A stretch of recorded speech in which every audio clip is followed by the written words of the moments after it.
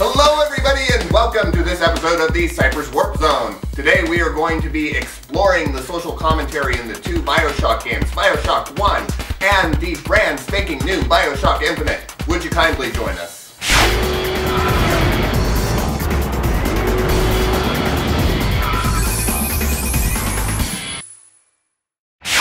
Okay, Elizabeth babe, I love you, but you need to get out. You need to get out now, now! She died. How could they do that to that nameless person? He looks so innocent, so pure, and in his prime, just... Hey, what's up, guys? I think I'm gonna cry. What are you guys playing? I don't know what I'm gonna do. We're playing Bioshock.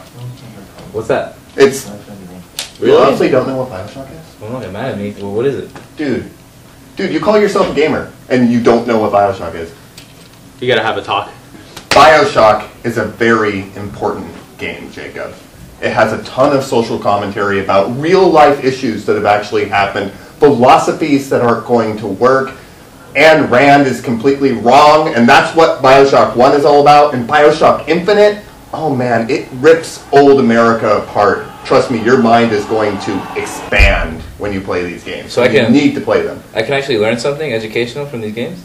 More or less. So what is it? Who are the characters? The characters are Nameless Guy from the Jack. first game. Jack. Oh, his actual name is Jack.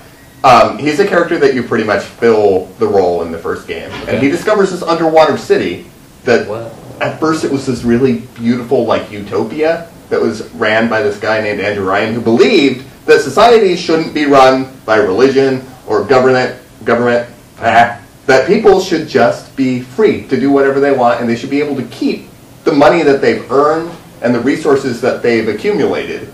But then you actually go down there and it's like the city's in complete ruins, like everything's a disaster, people died, there's a bunch of like these zombie-looking people called splicers.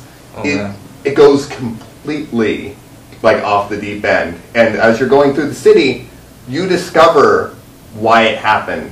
Why like this particular philosophy went down the tubes. This is always my interpretation of it. I'm not sure if they actually said straight out this is what it means. It almost feels like a commentary on abortion because you have this creature and they pretty much almost refer to the little sisters as they're not human beings anymore because they've been scientifically manipulated so much. They mentioned this. Yeah, they're not human anymore, that kind of thing. And so basically you harvesting them, you're not killing a human being. You're killing something that's less than a human being. So it's up to you to decide, okay, are these beings actually little girls anymore, or have they turned into something else? And the thing is, Bioshock could have been a movie. Bioshock could have been a book. Like, there's enough depth and enough richness to the characters and the environment to make that work.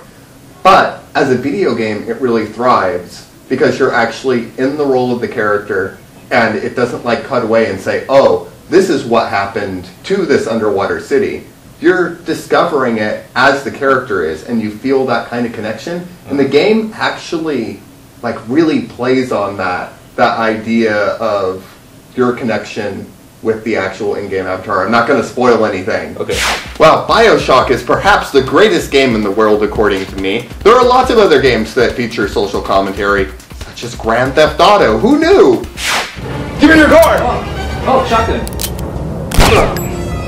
Oh no, I gotta start.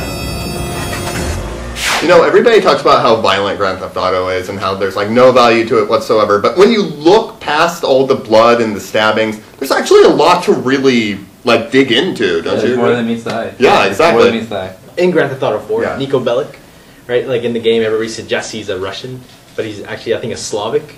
So maybe that's like a stereotype on where everybody thinks somebody's a certain way. Like somebody might think I'm Mexican, but let's say I'm not Mexican, I'm Honduran, right? Mm-hmm. So maybe that's like something on society as a whole, right? Just associate one race with all races that are that color or whatever. But I am Mexican, so Mexican-American. And when Niko comes to America, he has all these promises put on him that it's going to be this great place. Like his cousin is rich, and he's going to get there, and he's going to lead like this really great life. He had fought in a war. He had been through like dirt, and now everything was going to be perfect. And he gets there, and he realizes that it's not. And his life is so crummy that he's sort of led into crime. Like, a lot of people don't really talk about that with Grand Theft Auto.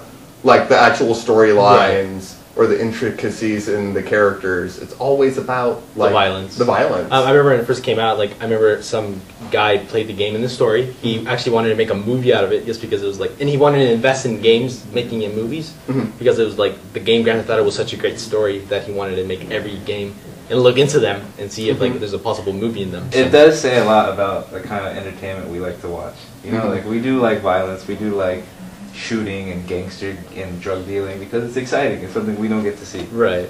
So remember, kids, when your mom says, honey, that game is really violent, you can say, but Mom, it analyzes the deep philosophical undertones of Ayn Rand's novel Atlas Shrugged, and she'll say, okay, I'm okay with the chainsaw now. Well, maybe not, but the cool thing about the Cypress Warp Zone is that we talk about all kinds of different topics, even when we don't know what we're talking about. So like us on Facebook at the Cypress Warp Zone, and stay tuned for more episodes.